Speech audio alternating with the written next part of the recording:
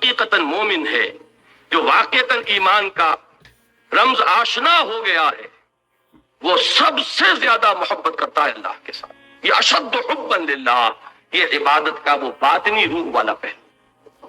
اب ذرا آئیے سورہ زمر سے آگے چلیے۔ سورہ مومن کی میں صرف ایک آیت کا حوالہ دوں گا، وہ یہاں پر طبع شدہ نہیں ہے، کیونکہ وہ میری گفتگو میں اس وقت اصل فوکس میں وہ پوائنٹ نہیں ہے، لیکن یہ کہ اس کو ضمن نوٹ کر لیجئے، کیونکہ حدیث میں آتا ہے کہ الدعاء مخ العبادہ، الدعاء هو العبادہ، دعا جو ہے وہ عبادت کا اصل جوہر ہے، بلکہ اس سے بھی آگے بڑھ کر دعا ہی اصل عبادت ہے۔ جس کو آپ پکارتے ہیں وہی آپ کا معبود ہے، جس کو آپ نے مشکل کشا سمجھا ہے وہی آپ کا معبود ہے، جس کو حاجت روا مانا ہے وہی آپ کا معبود ہے۔ یہ ہے وہ دعا کا پہلو۔ اس دعا کے ضمن میں اگرچہ قرآن مجید میں دوسرے مقامات پر لا تدعوا مع اللہ احدا، دیکھو اللہ کے سوا کسی اور کو مت پکارنا، اللہ کے ساتھ کسی اور کو شامل نہ کر لینا، یہ شرک فی الدعا ہے۔ لیکن مضمون کی مناسبت دیکھیے کہ سورہ مومن کے جو سورہ زمر کے متصلاً بعد آتی ہے، اس میں ایک تو وہ آیت مبارکہ دعا کے موضوع پر وہ اہم ترین آیت ہے قرآن مجید کی، اور جمعوں کے خطبوں میں آپ نے بارہا سنی ہوگی، قال ربکم ادعونی استجب لکم ان الذین یستکبرون عن عبادتی سیدخلون جہنم داخرین۔ تمہارے رب نے یہ فرمایا ہے پکارو مجھے، مانگو مجھ سے، میں تمہاری دعائیں قبول کروں گا۔ اور چونکہ دعا ہی عبادت ہے، لہذا فرمایا وہ لوگ جو بربنائے استکبار میری عبادت اور مجھ سے مانگنے سے ابا کرتے ہیں، انہیں ذلیل و خوار ہو کر جہنم کا ایندھن بننا پڑے۔ تو اللہ کو پکارو، اللہ سے مانگو۔ لیکن یہ کہ اس سورہ زمر کے ساتھ جو اس کا ربط و تعلق ہے وہ واضح ہوتا ہے آیات نمبر 65 اور 66 میں۔ یہ آیت نمبر 60 تھی جو ابھی میں نے آپ کو سنائی۔ آیت نمبر 65 ہے هو الحی لا الہ الا ہو فادعوہ مخلصین لہ الدین۔ دیکھیے وہی لفظ یہاں، وہ اللہ ہے، وہ زندہ جاوید ہستی کے جس کے سوا کوئی معبود نہیں، بس پکارو اسے، اس کے لیے اپنی اطاعت کو خالص کرتے ہو۔ اگر دعائیں کرتے رہو اور اخلاص فی الاطاعت نہیں ہے، دعائیں تمہارے منہ پر دے ماری جائیں۔ یہ دعا کوئی میکینیکل پروسیس نہیں ہے۔ یہ جو آج بہت سے لوگ سوال کرتے ہیں کیا وجہ ہے ہماری دعائیں قبول نہیں ہوتی، پہلے لوگوں کی دعائیں قبول ہوتی تھی۔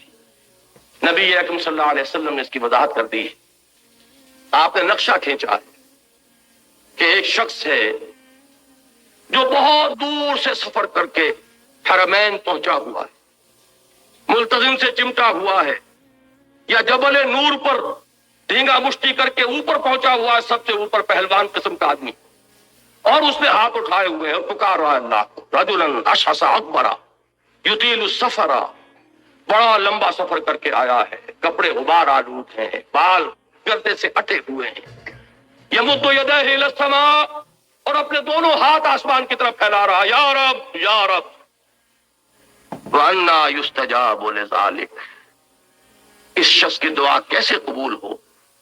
وَمَطْعَمُهُ حَرَامٌ وَمَلْبَسُهُ حَرَامٌ وَغُذِيَ بِالْحَرَامِ، حالانکہ اس کا کھایا ہوا حرام کا ہے، اس کا پہنا ہوا حرام کا ہے، اس کا جسم حرام سے بنا ہے، حرام غذا سے تن و تخش بنایا ہوا ہے، یہ چیز اس کی دعا کے لیے ایک حجاب بن گئی ہے، کیسے قبول؟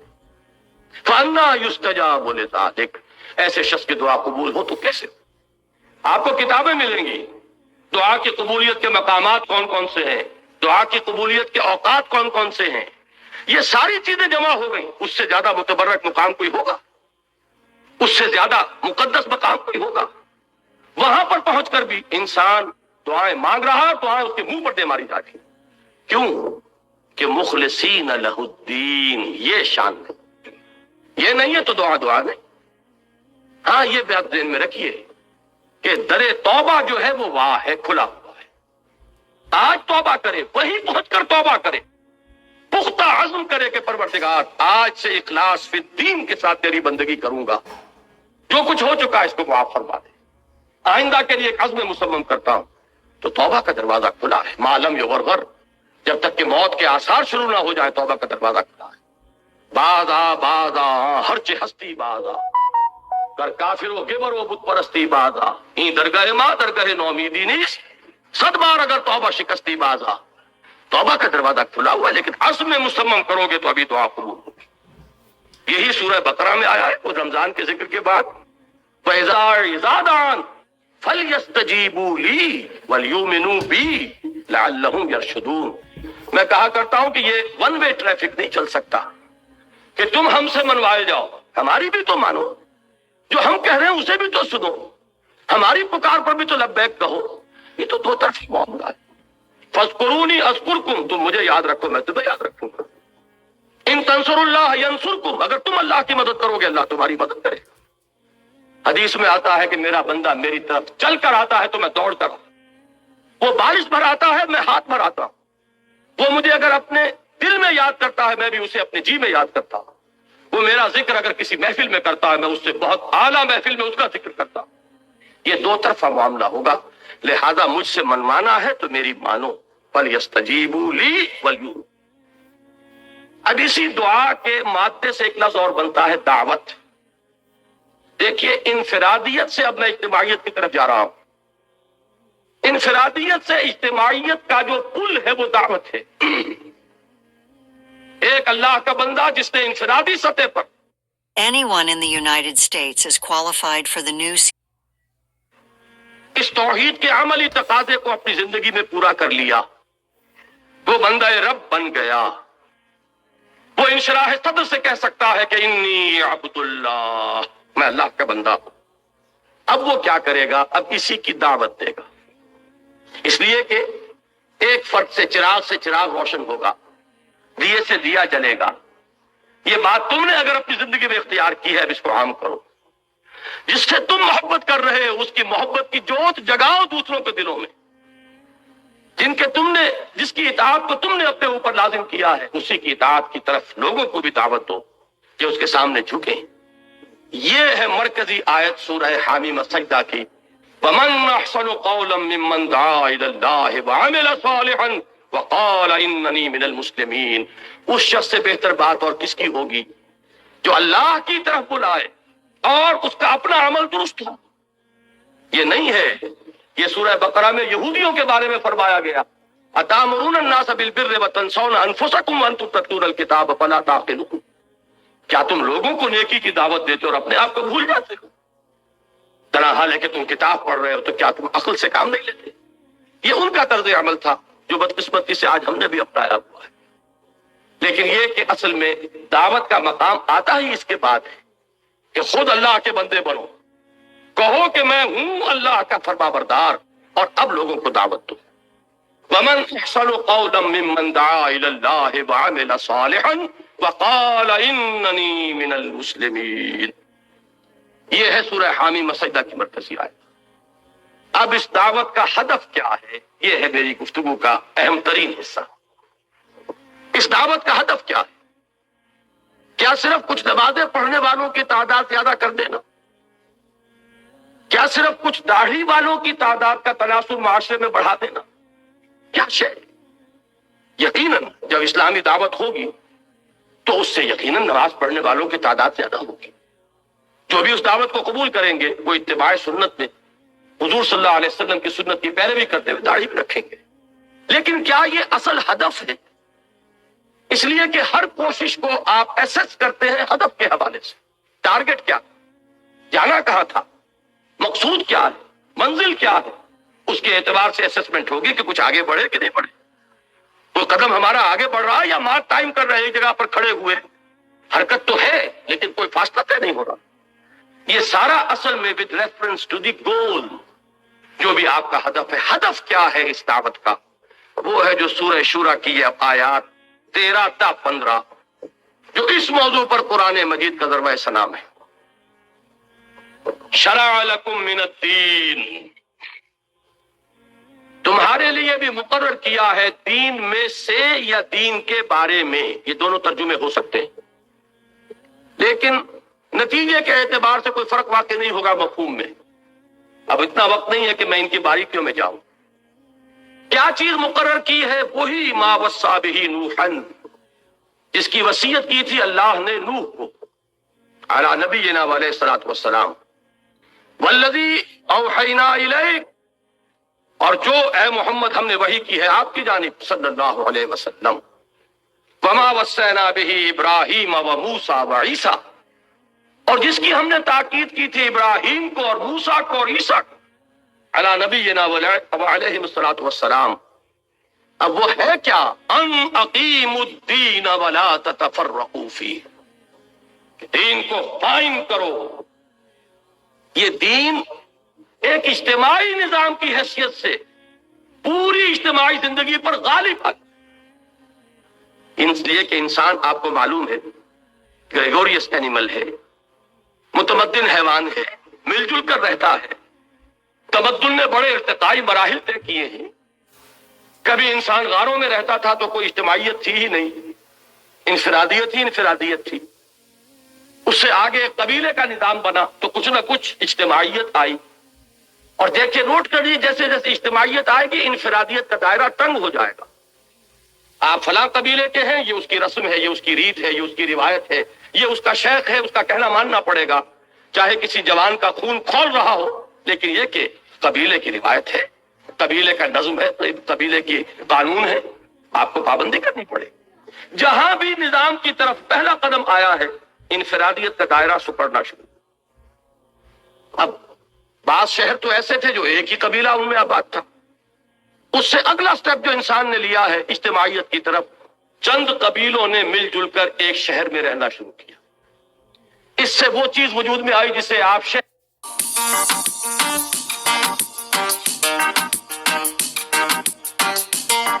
ریاست کہتے ہیں، سٹی اسٹیٹ۔ اس لیے کہ جب چند قبیلے رہیں گے تو ایک تو ان کا اپنا اپنا یونٹ ہے، ان کے اپنے رسوم ہیں، رواجات ہیں، ان کی اپنی روایات ہیں، لیکن یہ کہ جو انٹر ایکشن ہوگا ان کے مابین، اس کے لیے کچھ نہ کچھ طے کرنا پڑے، کچھ نہ کچھ اصول ہوں گے، وہ لکھے ہوئے ہوں یا نہ ہوں، اس سے کوئی فرق واقع نہیں ہوگا، لیکن کچھ نہ کچھ ایک دستور جو ہے وہ بالکل ایک ابتدائی اور پریمیٹیو فارم میں وہ پیدا ہو جائے گا، جبکہ دو قبیلے ایک جگہ رہیں۔ میں مثال دے دوں آپ کو، حضور صلی اللہ علیہ وسلم کی سیرت میں ہمیں یہ دونوں چیزیں بیک وقت نظر آتی ہیں، اس لیے کہ مکہ ایک قبیلے کا شہر تھا، وہاں صرف قرشی رہ سکتا تھا، یا قرشی کا غلام یا قرشی کا حلیف، کسی کی امان میں آپ آ گئے تو آپ رہ سکتے، تیسرا چوتھا کوئی کسی کیٹیگری کا آدمی وہاں نہیں رہ سکتا۔ وہ تھا ایک قبیلے کا شہر۔ تمدن کے اعتبار سے یہ زیادہ پریمیٹیو تھا۔ مدینہ منورہ 5 قبیلوں کا شہر تھا، تمدن کے اعتبار سے ایک سٹیپ فارورڈ، اس لیے کہ 3 قبیلے یہود کے آباد تھے، بنو نذیر، بنو قینقاع، بنو قریظہ، اور 2 تھے اصل عرب قبائل جو یمن سے آ کر آباد ہوئے، اوس اور خزرج۔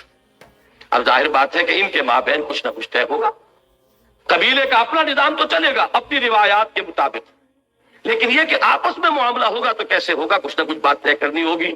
اور یہ بات شاید عجیب لگے بہت سے حضرات کو جن کے علم میں پہلے نہ ہو، کہ ان کے ہاں یہ طے تھا کہ ایک اوسی کی قیمت کے مقابلے میں خزرجی کی قیمت 3 گنا ہوگی، اس لیے کہ خزرج بڑا قبیلہ تھا، اوس چھوٹا تھا۔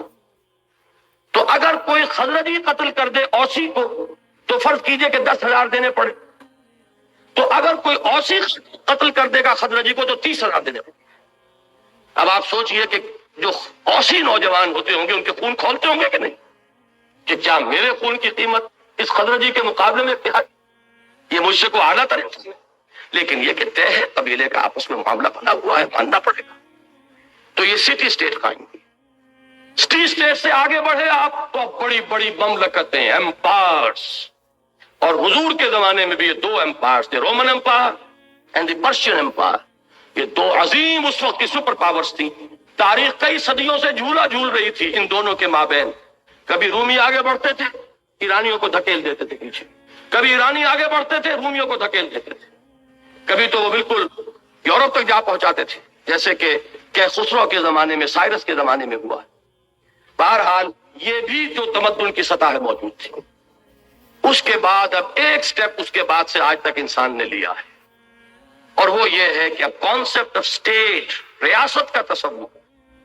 پہلے ریاست اور حکومت گڈمڈ تھے، آپ حکومت کے وفادار ہیں کہ ریاست کے وفادار ہیں؟ اس میں کوئی فرق نہیں تھا. جو بھی حاکم کے خلاف اگر کھڑا ہو گیا تو باغی قرار پایا. حضرت حسین رضی اللہ تعالیٰ عنہ کا معاملہ کیا تھا؟ لیکن آج انسان کا تمدن جو ہے ایک قدم اور آگے جا چکا ہے. اب ریاست علیحدہ ہے، حکومت علیحدہ ہے.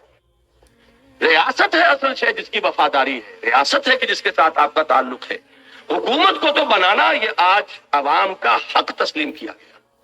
بنائیں یا بگاڑ دیں، ختم کر دیں، بدل دیں.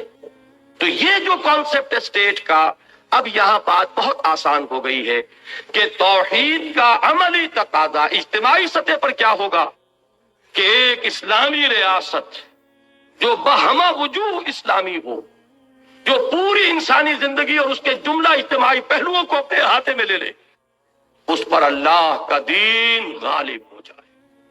زندگی کا کوئی گوشہ اس کے دائرے سے باہر نہ رہے.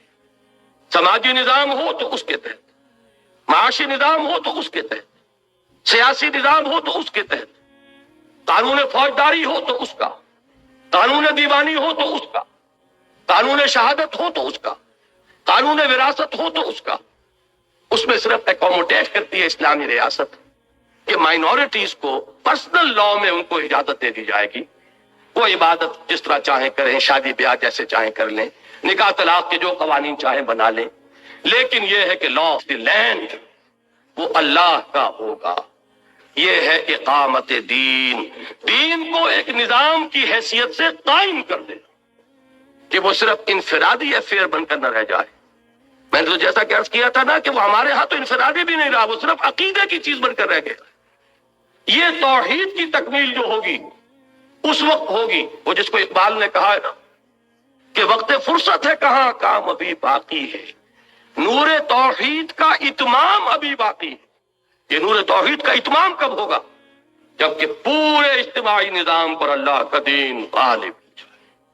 اب اس کو ذہن میں رکھیے، ایک اصطلاح تو اس کے لیے ہے یہ اقامت دین، جو یہاں دین کو قائم کرو.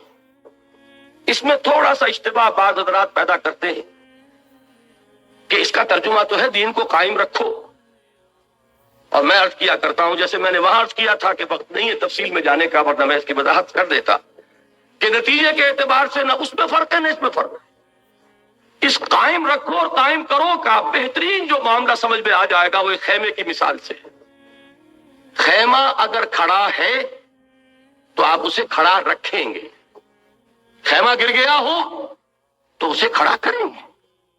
ان دونوں کا در حقیقت یہ ایک ہی چیز ہے، ایک ہی مفہوم ہے جس کو الفاظ میں آپ نے بدل دیا. فرض کیجئے خیمہ کھڑا ہے، ایستادہ ہے، اور تیز آندھی آ گئی ہے. اب آپ کیا کریں گے؟ اس کی رسیوں کو مضبوط کریں گے، اس کے کھوٹوں کو اور مضبوطی کے ساتھ گاڑیں گے. ہو سکتا ہے کہ کوئی وقت آئے کہ آپ رسیوں کے ساتھ بھی اپنے آپ کو یعنی اس کو پکڑ کر کھڑے ہو جائیں، بانسوں کو پکڑ کر کھڑے ہو جائیں. یہ سب کوشش کیا ہوگی؟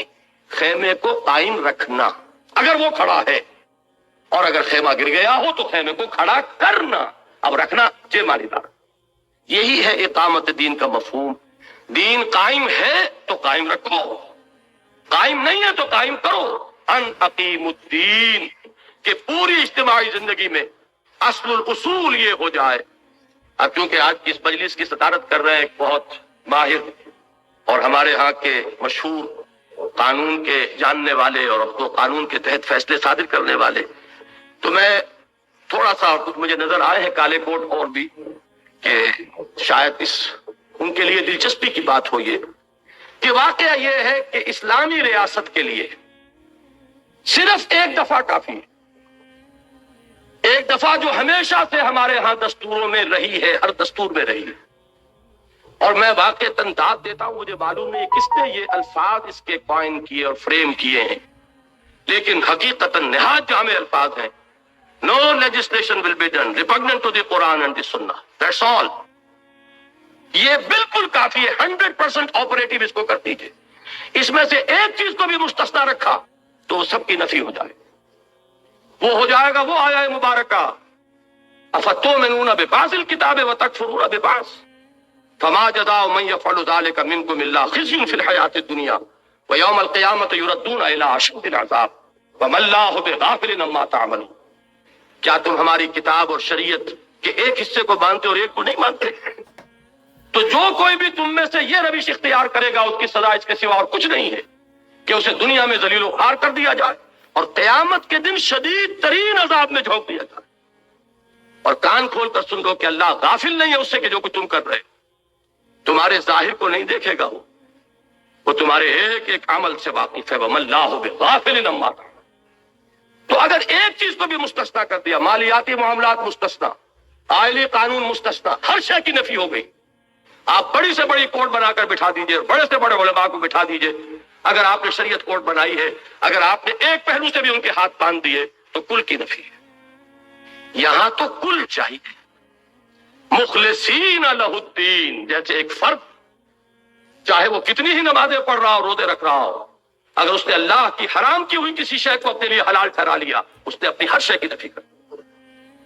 ہاں اگر کہیں خطا ہو گئی، جذبات میں بہہ کر غلطی کر بیٹھا ہے، کہیں انسان پر غفلت طاری ہو گئی تھی، اس کی اس خودی اور انا کی گرفت جو ہے اس کے حیوانی محرکات عمل پر کمزور پڑ گئی، اس وقت کوئی حرکت اس سے سرزد ہو گئی، کوئی حرکت نہیں، فوراً توبہ کرو۔ انما التوبۃ علی اللہ للذین یعملون السوء بجہالۃ ثم یتوبون من قریب۔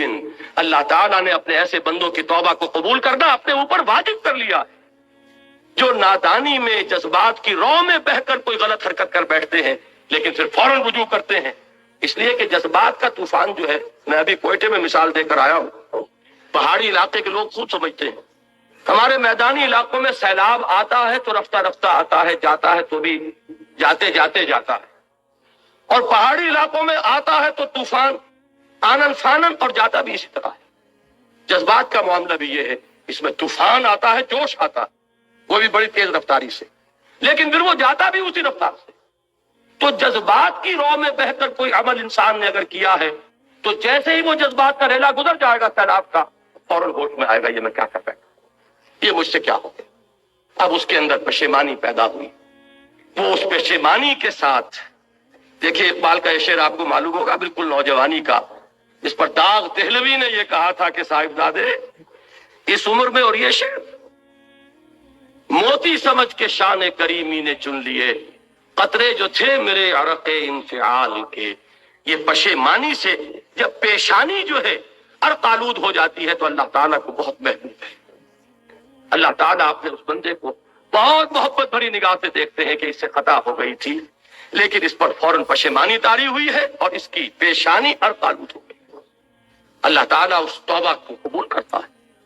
اور بلکہ میں نے تو ترجمہ کر کے آپ کو بتایا، اللہ نے اپنے اوپر واجب کر لیا ہے اپنے ایسے بندے کی توبہ قبول کرنا، لیکن خوب جان بوجھ کر 100 بہانے بنا کر کیا کریں، اس کے بغیر گزارا نہیں، اس کے بغیر تو ممکن ہی نہیں ہے، کاروبار نہیں ہو سکتا، فلاں کام نہیں ہو سکتا، ہے تو حرام لیکن اب کیا کریں۔ یہ جو آپ کی کولڈ کیلکولیشن کے ساتھ اگر آپ نے ایک حرام شے کو بھی اپنی زندگی میں مستقل قائم کر دیا، آپ کی ساری دینداری کی نفی ہو جائے۔ ان دونوں کے درمیان زمین و آسمان۔ اسی طریقے سے اجتماعی سطح پر زندگی کے کسی گوشے کو بھی مستثنا کر لیں گے تو آپ کا زکوٰۃ کا نظام اور صلاۃ کا نظام جو ٹوٹے پھوٹے انداز میں جو بھی قائم کیا گیا یا نہیں کیا گیا، اس کی کوئی حقیقت نہیں رہ جائے گی جب تک کہ یہ ایک دفعہ 100% آپریٹو نہ ہو۔ باقی جن چیزوں پہ اصل جھگڑے ہمارے یہاں ہوتے ہیں کا اسلام سے کوئی تعلق نہیں، کوئی نص نہ قرآن کی ہے نہ حدیث کی ہے کہ آپ کا نظام جو ہے وہ پارلیمانی ہونا چاہیے کہ صدارتی ہونا چاہیے، آپ کا کانفیڈریشن ہونا چاہیے یا فیڈریشن ہونا چاہیے، یونٹری سسٹم آف گورنمنٹ ہونا چاہیے، کوئی لیجسلیچر بائی کیمرل ہو، یونی کیمرل ہو، جو چاہو کرو، لیکن بس ایک دفعہ کو 100% آپریٹو کر دو۔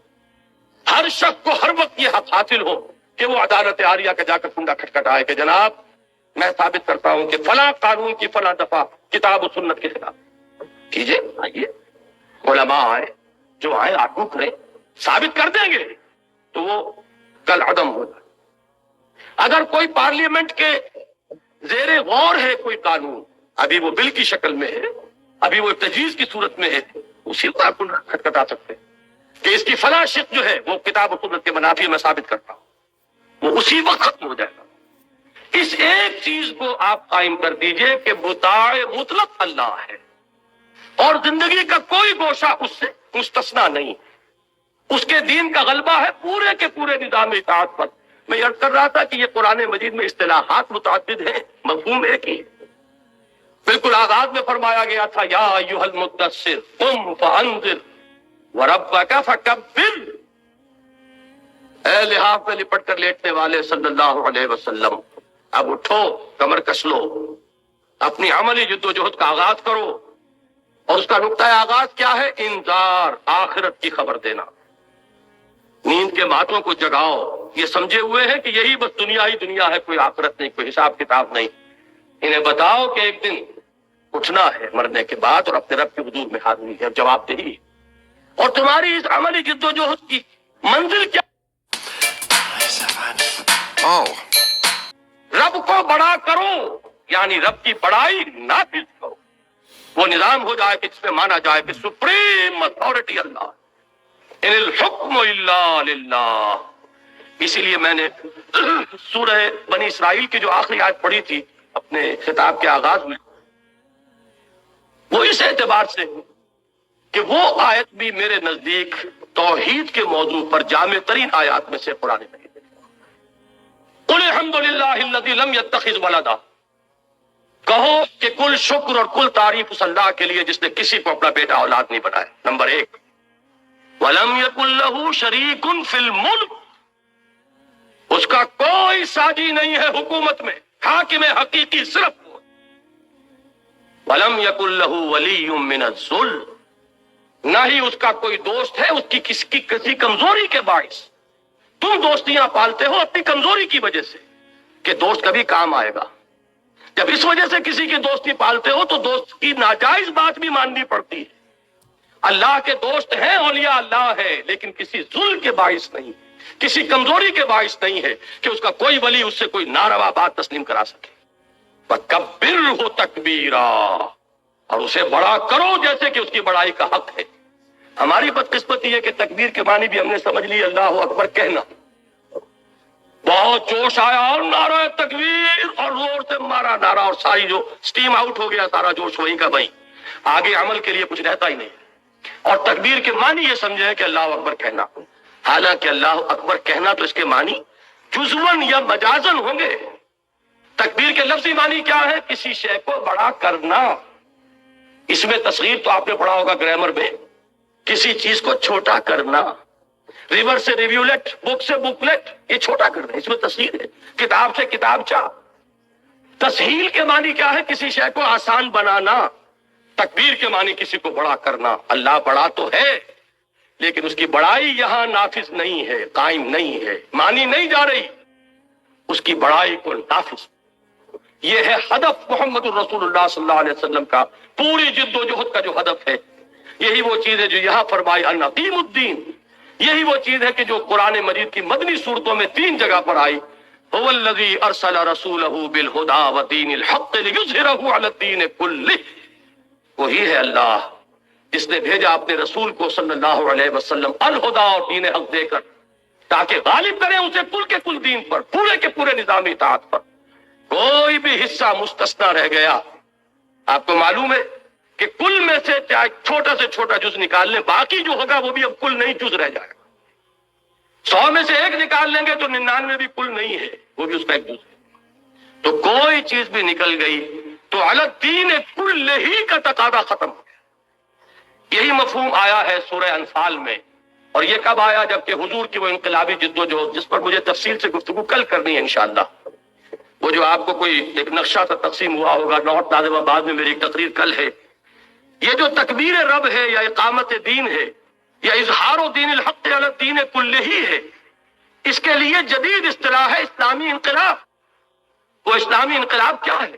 اللہ کے نظام کی بالادستی۔ اسی کے لیے جب حضور کی انقلابی جد و جہد کا مرحلہ وہ آ گیا، آرمڈ کانفلکٹ والا، مسلح تصادم والا، تو فرمایا گیا سورہ انفال میں وَقَاتِلُوهُمْ حَتَّى لَا تَكُونَ فِتْنَةٌ وَيَكُونَ الدِّينُ كُلُّهُ لِلَّهِ۔